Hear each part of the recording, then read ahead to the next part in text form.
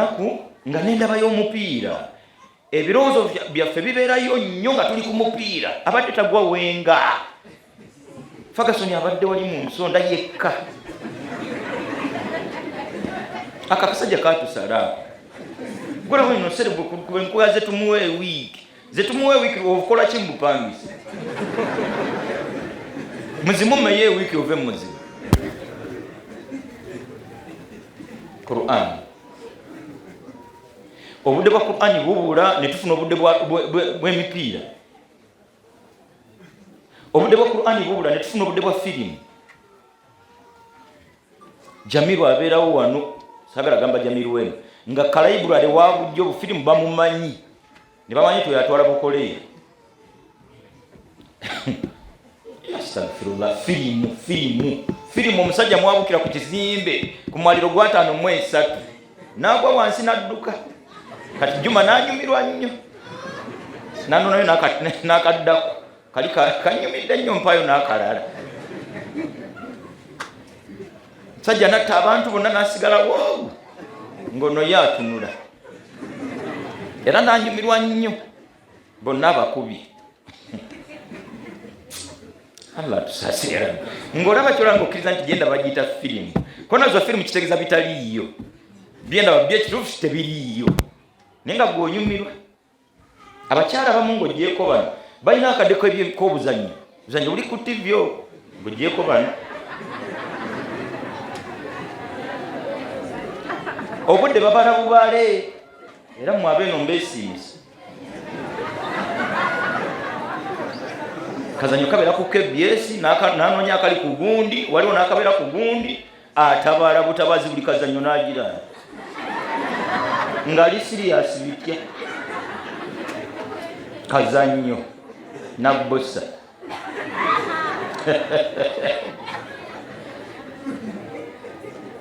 kale ye nabbosa n'afunayo n'abaana bakimanyawo ka programu bazimanyi kiwusa kati genda eri kano kawedde kati waliwo era ne wenyumiriza nnyo mu kiwala kyo kijaliya nga kigeze ekyo kigezi muki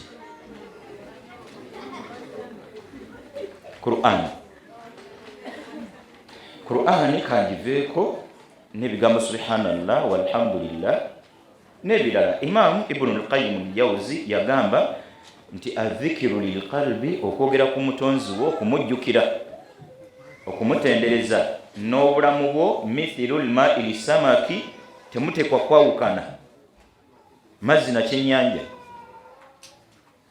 yabuuza nti fakaifa halu samaki idha faraka alma obulamu bw'ekyennyanja buza kufaanana butya singa kyawukana ku mazzi ensonga nga namba 2 twebaza nnyo omutonzi waffe ebitegeeza okumwebaza n'okumwogerako oba okumujjukira oba okumutendereza tubiwulira ebirundi mingi kuba buli akwata omuzindaalo eva batandika ku nsonga ezi kutendereza Allah twebaza Allah era buli akwata omuzindaalo matenda amajjuvu ga Allah tutuusiza wano tumwebaza tusobozesizza okusaala weebale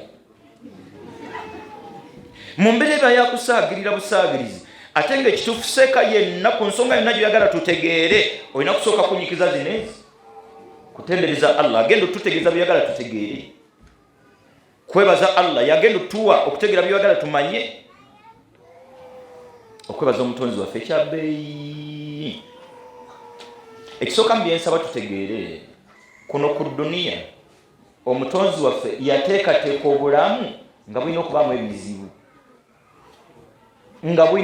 ebizibu fa inna ma'al usri yusra bwe bulamu bwe duniya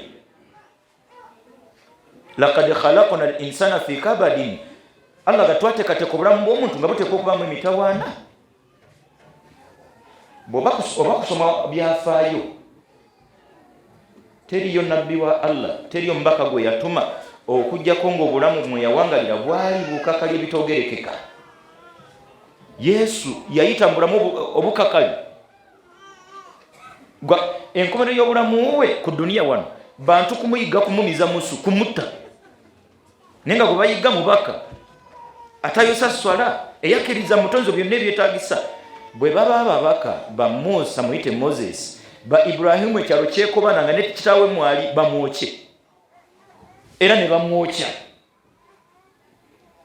Muhammadin sallallahu alaihi wasallama teyalaba ku kitaawe, teyawangala na nnyina kweza myaka 10, yambala akabanga katono nnyo, bali teyakulya ku nnyina. La ilaha illa Allah. Okumuyonsa musajja tubamutwala wa mukyala mu mbeera yakuya, bamuwa mukyala amuyonse nga n'omukyala yali nkola y'Abawarabu, bapangisanga bakyala abayonsa abaana okukuza omwana ono nga wampisa, mukozi, mukakalukanyi, agumira buli mbeera. Bamuwanga maama atamuzaala ye yamuyonsanga. Kati bana bazadde batwalanga obuvunaanyizibwa ne basasula omukyala oli sereza okulabirira omwana. Owekitiibwa Muhammadin sallallahu alaihi wasallama yali mwana atayina mwasirizi gwe baleeta gye batwala abaana bafune abaana abayonsa. Na Allahu akbar, buli yatunulanga ku Muhammadin sallallahu alaihi wasallama yamulekanga nga taliko serezi, tebalina serezi ziyinza ku n'omukyala yamutwala kwa ye yaliwo, bonna bali babatutedda nga emirimu gyaweddewo, kyalanga nti kale tewali kyakukola, kamale gatwala mwana ono ndeke kuviiramu abo. Bwe bubo bwali obulamu bw'ekitiibwa Muhammadin sallallahu alaihi wasallama, gwe gwani atayagala kakonako mu nsi, gumikiriza obupangisa. Mukyala atalina mwana si bosoosi, ensi togenda gibeerako lubeerera. Wano ku duniya wano tulina kubanga nga twebaza mutonzi waffe, va ku by'atannakukolera bireke biviireko ddala byesonyiwe. Sigambye byesonyiwe butamusaba, sigala ng'obimusaba naye tebitwala omutima gwo ne bikwerabiza byakukolera. Toyina mwana naye toyina wakuluma, toyina mwana oyina omwami, toyina mwana otegera bulungi. Waliwo omukyala atalina mwana ayinza okwegomba omukyala ayina abaana omulalo, kale singa nze nagwa eddalo naye nga nyina abaana. Twebaze nnyo omutonzi waffe, tutunulye nnyo byatukolera. Wallahi bwe tubeera bakuba benkanya omutonzi waffe byatukolera bimala okwerabiza byatannakukolera.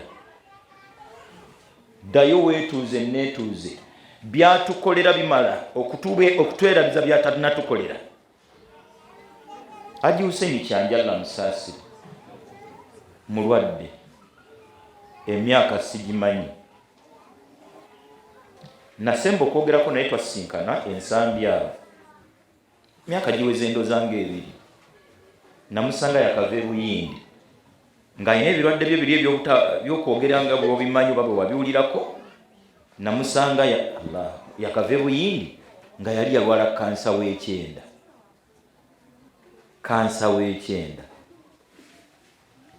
Nanga nti nva Buyindi, ekitundu kya kansa bakisazeemu ne banteekamu kirabba. Ne bwe twogerera bino omusajja twera ali Buyindi, bagenze omwekebejja nga yafunye kansa w'amawuggwe. Gwe mu nsi oyagala ki? Allah kyabakukolera okkakkana omwebazi. Kyanja omusajja twalla musaasira, akaseera kamaze mu bulwadde Allah amwanyisizemu ekisinga obulungi. Ffe tuwangaala emyaka ng'oli mulamu n'olwalira ennaku ezi, n'olyoka okiraba nga kinene nnyo, ze gumulaba mumaze ennaku 3 sikomba ku mpeke ya tulo, bulijjo bwezikomba olina bw'ogamba.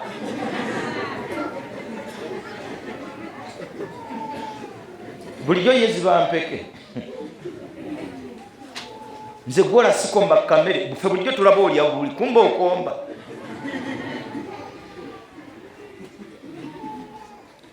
Tusiriikirire tuloze ku mutonzi waffe byatukolera. Okusooka kkiriza ntajja kukolera byonna, kati wannyo obudde n'ebirowoozo byakukolera. Gwe mu bino byakukolera, bw'oba wakulondamu akukolere ki? Atwale ekimu byakukolera era akuweemu ki? Mupangisa munnaani mu baana batwala aliwa akujje mu bupangisa. Muzadde munanga anoonya fees. Weerabidde nti gw'onoonya fees ku baana abaliwo. Waliwo atanoonya fees kuba talina mwana. Kati atalla mu kisa kye emirundi egisinga atabo fees bazibawa. Kati fees zo ne zibaawo naye nga ate gwatwala ku ssomero yataliiwo. Muzadde munange teweerabira nti eyo muzadde munno alina omwana ezitaliiko. Eriyo muzadde munno ng'alina omwana ayiika endusu. Gwe fees gwe zituulidde osobola oyo mukudaalira olukudaalira olutaliiyo nonga nti gwe weesiimye kale fees tezikutawaanya. Afa akwerabidde. Alina omwana we ayiika ndusu nga nti kale alhamdulillah mmwe fees mwaziwona. Kasita omwana waali, kasita omwana ategeera bulungi. Bazadde bannaffe balina abaana batategeera bulungi tebagenda batwala ku masomero. Kasita omwana talina wamuluma. Golowooza muzadde munna alina omwana omulwadde w'omutima naye anoonya fees. Gwe omwana wo talina wamuluma waali ategeera bulungi olwedde waali. N'okusoma kwennyini gwe okukweraliikiriza tomanyi gye biriggwera. Twebaza omutonzi waffe. Kino ekyokulabirako ntebe kiwa gye mpitira. Wallaahi ne bw'oba ggwe n'okyala ewa ssengaawo oba maamawo n'ogula kiro za sukaali 2 n'ez'omuceere 2 n'ogula n'ez'akawunga 3 n'ogulawo kale n'ez'ebijanjaalo 3 n'ogula ne kiro y'ennyama n'ogattamu emiti gya sabbuuni 2 kale n'ogattamu n'omugaati. Ogenda okutuuka eyo ebufumbo n'akutikkula kavera n'akawummuza wali n'akulagawo okutuula n'akugwako mu kifuba n'akulamusa ne bakuwa caayi n'ajjayo akavera k'ebintu nga takunyeze kyonna kitegeeza kusiima na kukwebaza n'ajjamu kimu ku kimu nga bw'ateeka wali. Byonna bwe biggwamu nga ati oba kundetera bulubandi obadde onkoledde. Goyinza oga nti oyo asanyuse nnyo. Nze nageza akikola nze okusokera ddala wennyini wensiibulira senga katukomewo nyina akasimu kenfunye wano kaŋŋende. Kyakubiri kiyinza okuntwaliramu ebbanga okukomawo. Kyakusatu bwe mba wakomawo kyendeeta mbyendeeta ndeeta ekintu ekyo ndeeta bulubandi yekka. Mbutuufu naffe bwe tukebedde mu kaveera kalimu omutonzi waffe byatukolera byonna tetubirabye. Gwe byonna obijjemu bujja n'oteeka wali. Kati olaba mu fiizo nga ti omuntu alabye ne fiizo oba omuntu agenda zijjawa. Bino byonna by'otadde eri bikulu. Yo badde okimanyi nti oyo yennyini omukyala sengaawo n'ageza ajjamu ebintu bino nga buli kyajjamu kyakobala akasukaali. Allahu akbar mwana wange oyinza otya. Mwana gwa Allah akusasule musera najjamu akanga Allahu akbar oba twakumadde okulya kanyama. Mwana gwe ng'otegeera ng'oyiiya nga buli kyajjamu akyogererako ebigambo najjamu omugaati n'akugwako mu kifuba. Wallahi agenda okwogera ku bulubandi omugamba nti jangu gwe kawala gwe gy'oleete bulubandi ozinoonyezaawo wennyini olw'okusooka okusiima bino weekubakuba bulubandi ne bamuleeta mukadde ako. Sooka osiime Allah byakkolera. Wa idh ta'adhana rabbukum la in shakartum. Bwe munaasooka okunneebaza mbutuufu n'okkiriza nti Allah wange ndimupangisa naye ndimupangisa atalina wannuma. Owekitiibwa Allah ndimupangisa alina buli kiyunga balema mbamanyi era mbalaba. Baddu Allah tomanyi kye bayita bulwadde kye kitegeeza. Obulwadde Allah talina waakwata wataluma. Lubuto luyinza okusaanuuka obusaanuusa waawe toyinza kutuulawo. Nadde ne Muhammad oyo yeyalaziba. Aina seka gwe yatambulako naye seeko olubuto ne lumufuukira olubuto. Seeko olubuto lwafuuka yayingira emmanja oluvannyuma lwasuli yavayo ku magalira. Lubuto. Ate olubuto olwo Allah bw'alukalubya oba mulwadde. N'otuuka emmanyo ng'olinga afulumya amayinja oyinza okukubirayo enduulu.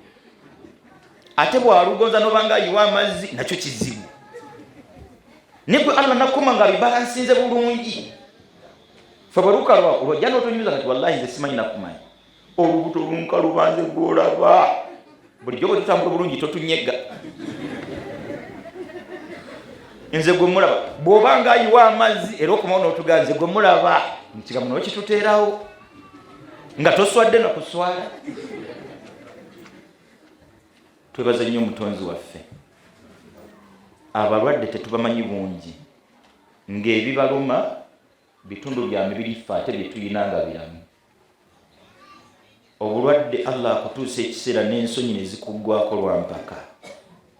Wallahi akaseera k'okugenda emmanju maama Jawhara nga weetaaga kuyita taata Jawhara. Islamic Media. Islamic Media. Islamic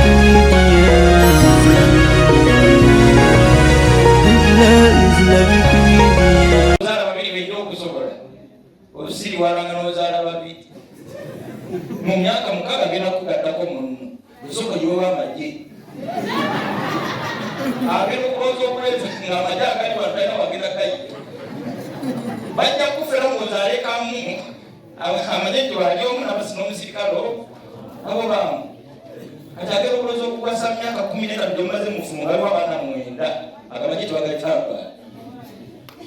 Abantu 10 bakugulako olutatusola tuwamu. Bazadde bannange ojja kwesiba mu bwavu. Wekomeka kuzaala ameze amaanyi amanyi bigalirya. Ffe omwana bw'alikuula bw'ozalite gwali mu nzondo emmese ekuwa esente. Nze abewange nabagamba nti siri mmese. Balieta wange dairekiti. Erinnyo liddemu sente nze kenyini ne muwa sente nga si mmese. Kati ate okumala okwevuma n'olomba mbalazi. Nze siri mmese. Akola erinnya akimanyi nti nze ndigula. Era wakati nasooka ndigula mitano kati ndigula 10. Nze si mmese. Allah jamu amaanyi amato n'ateekamu amakulu nga byegali yagwe bimanyi. Yatonda ebitonde bye Allah nga birako enteekateeka yonna. Abazadde bwetafumiitiriza nsaba ng'olwekibadde okwetuuza n'ansaasira Allah seekala nga balanga hole eno yonna nga nze bazaala sekamba nkyakola abali mba mwavu nga manaze bazaala mba nkyakola nanonya mba mwavu sobola okumupangisa nga muli basiibu mwemwe okusoka nze kiyamaanyi nasibya kunnonda nze kiyamaanyi ekyo era nze muwanika nasaala kunnonda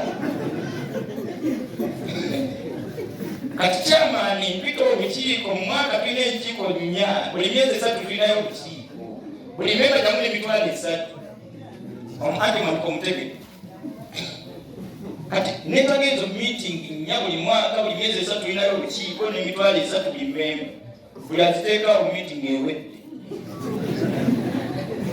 nze nga mukuja basiraamu tubere serious ebitonde birina nnyini byo fa ku bitonde bya nnyini byo nga nabo kenyo n'ekitonde subhanaka allahumma bihamdik nashhadu an la ilaha illa anta nastaghfiruka wa natubu ilaika tunyikize bbali eri esooka okukkiriza mugongo yatutonda mitego 3 atonda yekka era alabirira yekka olina byoteekwa okukola nga toteekwa bikolera mulala yenna olina bikolera ye yekka alina byali nga ye ng'abiri yekka olina obimumanyako n'obimukakasako gye biteekesa tujja kuja tuginnyonnyola mpola mpola insha allah. Wassalamu alaikum warahmatullahi wabarakatuh. Yiitiraza Sheikh Mihsin Burhan Kiti.